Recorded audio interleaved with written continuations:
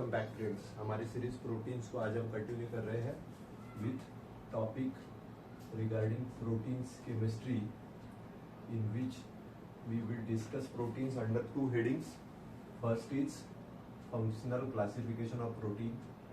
Protein को functions के हिसाब से कैसे क्लासीफाई किया जाता है, this is very important as proteins are working horses of the cell. हमने बात की थी proteins are responsible for structure and strength of the cell.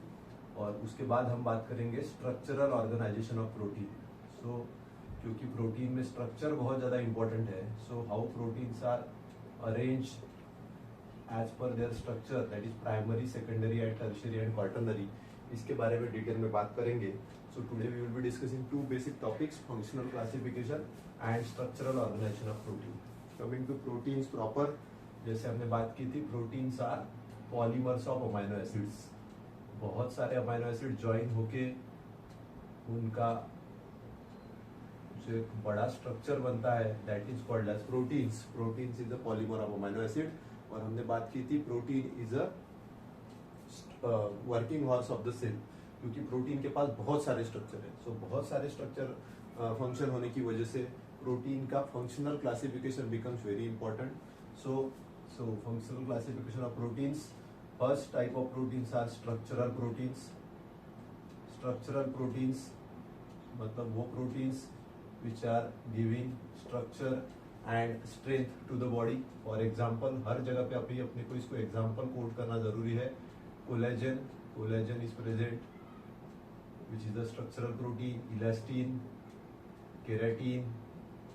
All these are structural protein which are responsible for structure and strength to the body. Second type of protein is enzymatic protein. Enzymatic proteins को ही बोला गया है catalytic protein, which helps in catalysis. Catalysis मतलब to increase rate or velocity of reaction without itself undergoing any change. अगर मैं इसकी बात करूँ तो इस कैटेगरी में तो बहुत सारे प्रोटीन के नाम आते हैं, like pepsin, trypsin, any enzyme which comes to your mind, alkaline phosphatase, all comes to this class of enzyme. Third class is after enzymes, hormonal proteins. So the proteins which can act as a hormones like insulin, like growth hormone, all these are hormonal proteins. So these are proteins which acts as hormones. Hormones के बाद अगर मैं protein के structure को और आगे बढ़ाऊं, the most important function of protein is transport proteins. बहुत सारे protein they help in transport, like albumin, albumin helps in transport. इसमें बहुत सारे नाम आप ले सकते हो।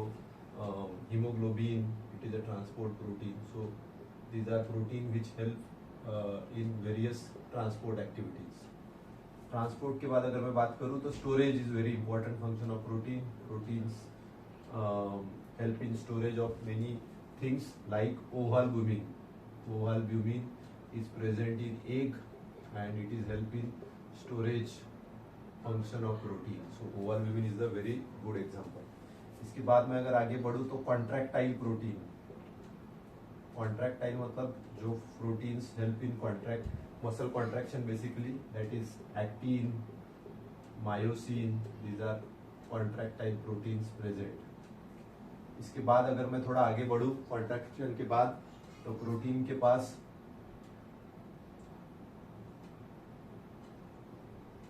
Genetic proteins. जेनेटिक प्रोटीन्स में there are nucleo proteins which help in various genetic functions. Then there are something known as defense protein. Defence मतलब हमारे शरीर में जो मॉलिक्यूलर डिफेंस है उसके रिलेटेड जो फंक्शन होते हैं, इसके लिए there are immunoglobulins which are again proteins which help in defence function of our body. And lastly अगर मैं देखूँ तो receptor for hormones, the receptors are also proteins. Receptor for hormones are again protein. So इस तरीके से protein के function के हिसाब से फंक्शनली हम प्रोटीन को क्लासिफाई कर सकते हैं। The structural proteins, example her class में आपको एग्जांपल देना जरूरी है, collagen and elastin. Enzymatic protein like pepsin, alkaline phosphatase, any example.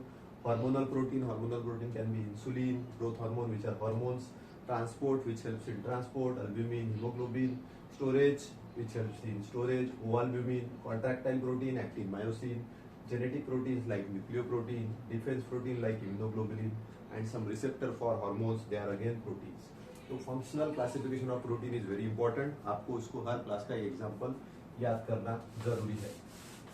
Moving ahead, functional classification के बाद हम लोग बात करेंगे प्रोटीन्स में अब regarding proteins, how they are organise on structural basis. So structural organisation of proteins is very important because proteins का function important है उतना ही उसका स्ट्रक्चर इंपॉर्टेंट है. तो first structure which we will discuss and जो एग्जाम में बार बार आता है, that is primary structure of protein.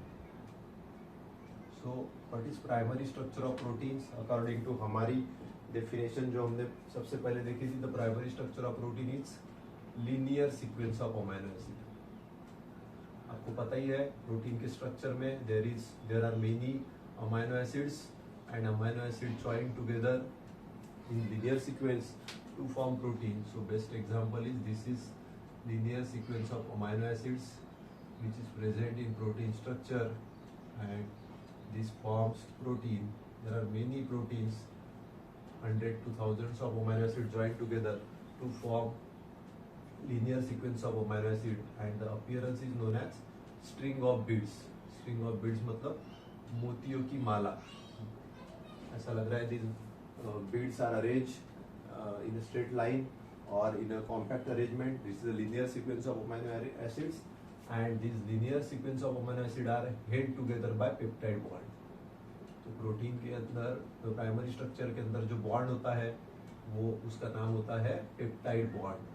दो अमाइनो एसिड के बीच में जो बेसिक बॉन्ड प्रेजेंट होता है that is called as peptide bond. Peptide bond कैसे काम करता है, तो आपको अगर स्ट्रक्चर देखना हो तो there is C H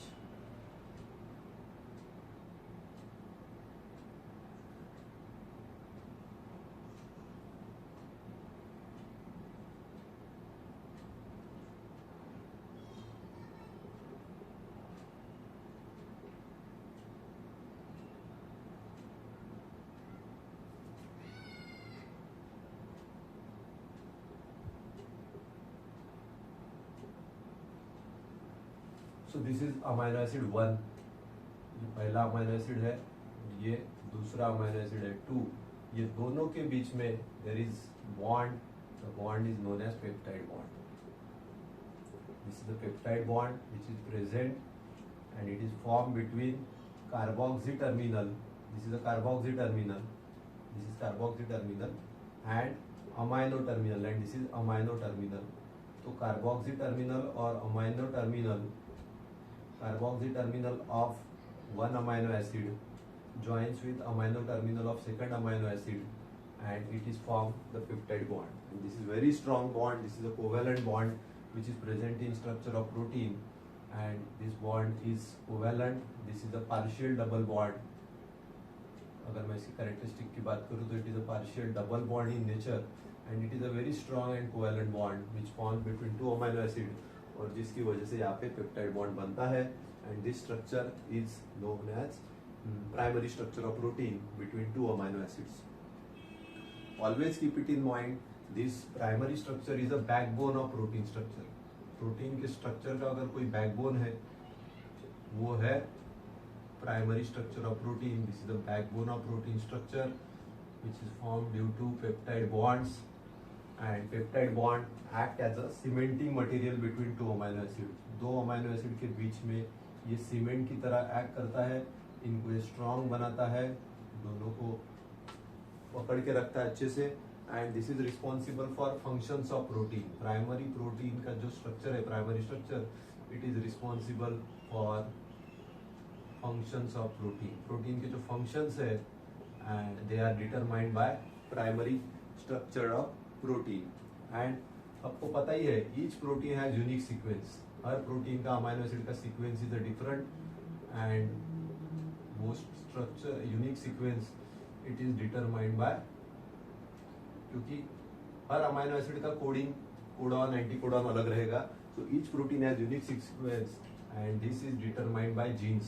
so genes के लेवल पे ये सीक्वेंस डिटरमाइंड होता है and that is responsible for functions of protein. So हर प्रोटीन का फंक्शन अलग है बिकॉज हर प्रोटीन में अमाइनो एसिड अलग है. So the things to remember in primary structure of protein. Primary structure of protein में linear sequence of amino acid होती है. Linear sequence of amino acid की वजह से प्रोटीन का स्ट्रक्चर बनता है. It is held together by peptide bond, which is the bond present between carboxy terminal of one amino acid and amino terminal of second amino acid. एक का carboxy terminal, एक का amino terminal. It is a covalent strong bond, which is a partial double bond in character, and it acts as a cementing material between two amino acids. This primary structure, it is a backbone of protein structure. It is responsible for function. Each protein has unique sequence, and it is determined by genes. तो आपको पता होगा हमने बात की थी these are two amino acid and one peptide bond. So this structure is called as dipeptide. ध्यान में रखिए dipeptide is a molecule which has two amino acid and one peptide bond. Similarly अगर हम बात करते हैं tripeptide की तो tripeptide के पास रहेंगे 3 amino acids और 3 amino acid के बीच में बॉन्ड कितने रहेंगे 2 peptide bond. इस तरीके से हमने बात की थी. इसके आगे बढ़ेंगे. Best example of tripeptide is glutathione. हमने बात की थी ये बायोलॉजिकली इंपॉर्टेंट पेप्टाइड की. Glutathione is a tripeptide which is made up of 3 amino acid and 2 peptide bonds. तो this is about primary structure of protein, linear sequence, string of bits appearance. Primary structure के बाद जो दूसरा structure होता है protein का that is linear structure खत्म. अभी थोड़ा सा पॉलीपेप्टाइड चेन के साथ कुछ छेड़छाड़ होगी, ट्विस्ट एंड टर्न्स आएंगे. That is called as secondary structure. The secondary structure of protein, which is again there, secondary structure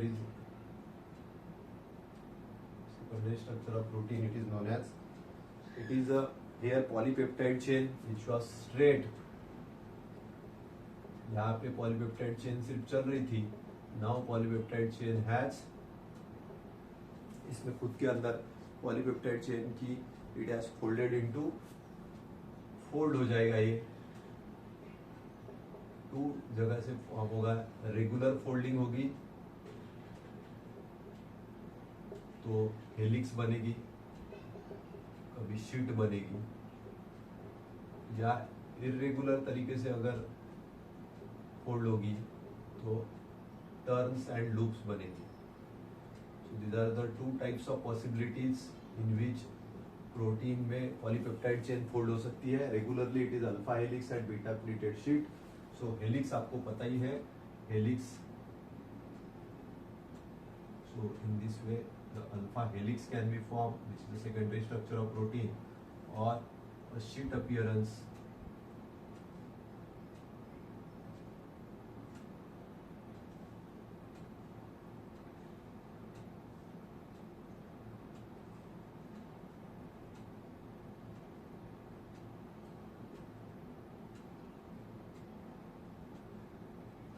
this is the sheet. This is called as beta pleated sheet. So these 2 types of regular folding which occurs in the protein structure. Regular is alpha helix and beta pleated sheet. Irregular is turns and loop. So here we are thinking about polypeptide chain जिसको fold हुई है. The best example is a triple helix collagen.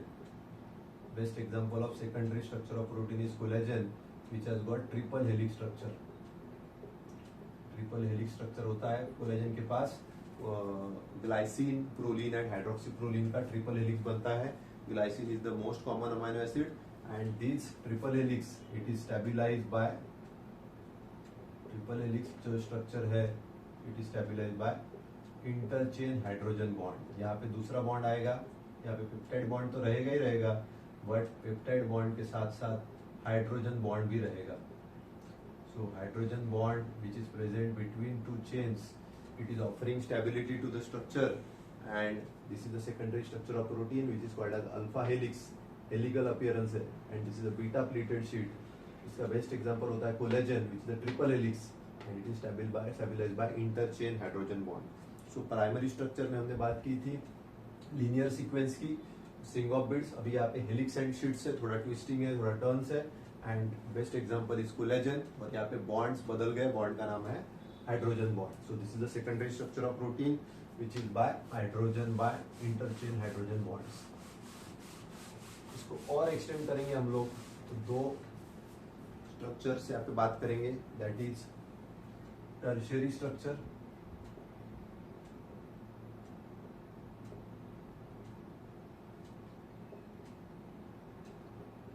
और tertiary structure के साथ साथ जो last type का structure है दैट इज क्वार्टरनरी स्ट्रक्चर.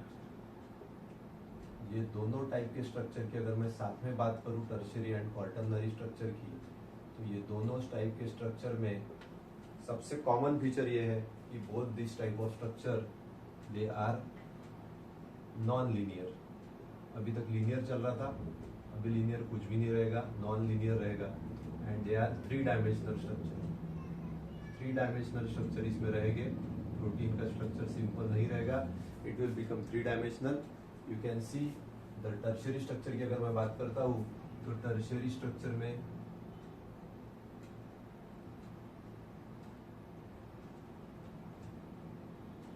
सीमित एक 3D स्ट्रक्चर बन जाएगा, 3 dimensional structure of protein. And the basic unit of protein structure functional domain, that is called as domain. Domain is a unit of tertiary structure. Basic unit of tertiary structure is called as domain. तो domain की तरीके से structure बनेगा. It is a 3 dimensional structure. And ऐसे बहुत सारा domains, बहुत सारे units जब join हो जाएंगे और they will form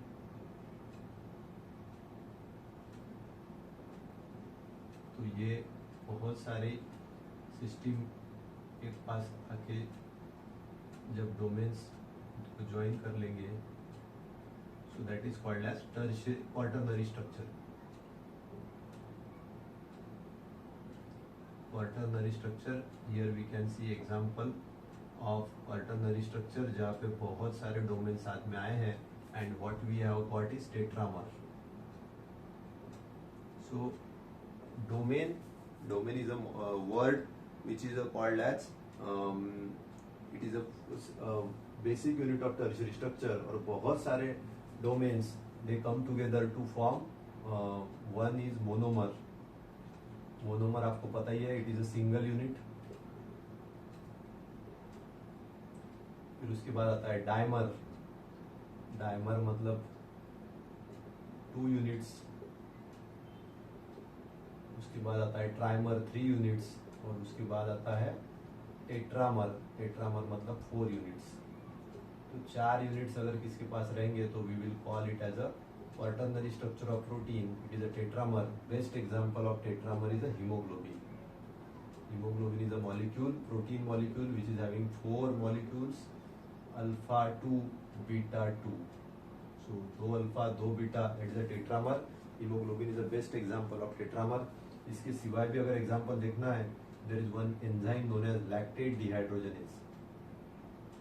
ये एक एंजाइम है जिसके हमने आइसो एंजाइम्स पढ़े थे एंजाइम के चैप्टर में.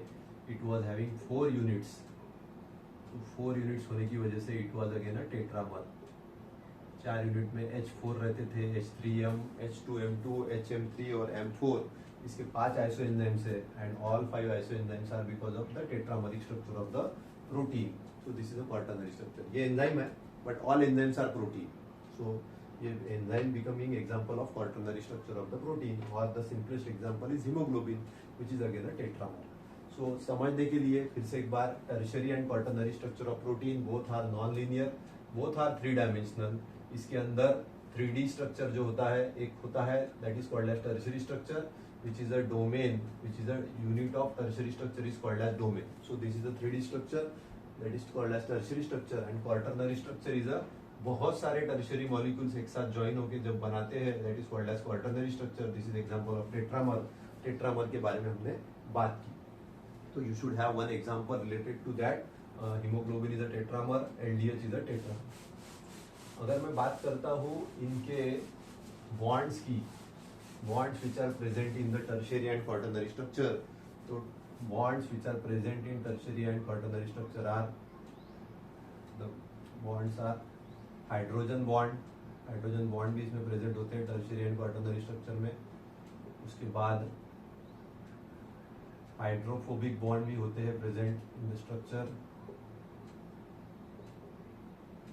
उसके बाद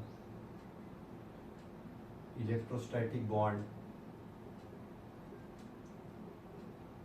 and disulfide bond. These are the various bonds which are present in the tertiary and quaternary structure of the protein. तो ये आपको नोट करना चाहिए कि there are many bonds which are responsible for stability of protein. So हमने जो revise किया इसमें हमने बात की what is the primary structure of protein. Primary structure of protein is nothing but a linear sequence of amino acid. एक linear sequence रहेगा, simply चलते जाएगा, amino acid रहेंगे, amino acid will be joined together with the help of peptide bond. So यहाँ पे peptide bond रहेंगे which is the basic necessary in the primary structure. Secondary structure में polypeptide जो chain रहेगी, it is polypeptide chain is polypeptide chain has twist and turns. So twist करेगा, turns करेगा and जो बनेगा helix and sheets. And the bond which is responsible is hydrogen bond. यहाँ पे hydrogen bond important role play करेगा, twist and turns रहेंगे। Tertiary and quaternary structure it is a 3 dimensional structure. Tertiary is a 3 dimensional structure and quaternary is a structure यहाँ पे बहुत सारे tertiary structure एक साथ आ जाएंगे, that is called as tetramer और pentamer. Tetramer is a 4 unit structure. तो इस तरीके से स्ट्रक्चर आएगा। बॉन्ड्स कौन से होते हैं प्रोटीन के स्ट्रक्चर में? Bonds which are responsible for stability of protein. The first type of bond are covalent bond. Covalent bond are the first type of bonds which are responsible for protein की stability. They are peptide bond and they are disulfide bond. These are the 2 types of bond which are very strong bonds responsible for stability of protein structure. Non-covalent type के bonds भी बहुत अच्छे से काम करते हैं। The first type of non-covalent bond which is existing in secondary structure and tertiary and quaternary also, it is hydrogen. इसके बाद हाइड्रोफोबिक, हाइड्रोफोबिक के बाद इलेक्ट्रोस्टैटिक एंड फाइनली वंडरवॉल। तो ये सब बॉन्ड भी प्रोटीन के स्ट्रक्चर में प्रेजेंट होते हैं which are responsible for the stability of protein structure. So these are the things which you should remember from structural organization of protein. Primary structure is linear sequence. Secondary structure is polypeptide into twist and turns. Tertiary is the 3D structure. Quaternary is the structure which is comprising of units, that is tetramer, and bonds which are responsible for protein structure. So this is the thing to revise in regarding the structural organization of protein. ये question बहुत बार exam में आता है. You should be able to depict primary, secondary, tertiary and quaternary structure of protein with examples. Primary structure में हमने बात की थी डाइपेप्टाइड की, ट्राइपेप्टाइड की. सेकेंडरी स्ट्रक्चर में हमने बात की थी कोलेजन की, ट्रिपल हेलिक्स की. टर्शियरी एंड क्वाटरनरी स्ट्रक्चर का एग्जांपल हमने दिया था tetramer, haemoglobin. And the things which we started in the lecture first to summarise is functional classification of protein, various function and their examples. तो हमने protein का वैसे functional classification देखा and then we have gone for structural organisation of protein, that is primary, secondary, tertiary and quaternary structure of protein with their example. So hopefully you have got the point very clear. Thank you very much.